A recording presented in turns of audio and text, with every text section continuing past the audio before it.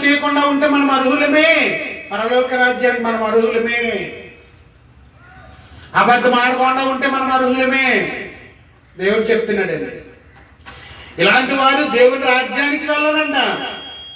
త్రాగుబోతులు కూడా వెళ్ళరంట. త్రాగుబోతులు ఎంతమంది త్రాగేస్తున్నారండి. త్రాగుబోతులు ఆడవాళ్ళు తాగేస్తున్నారండి ఈ మధ్య. చర్చికి వెళ్ళే వాళ్ళు కూడా త్రాగుడికి బానిస అయిపోయారు. మందు త్రాగుతున్నారు, సిగరెట్లు తాగుతున్నారు, గంజాయి తాగుతున్నారు, రకరకాల డ్రగ్స్ తాగుతున్నారు.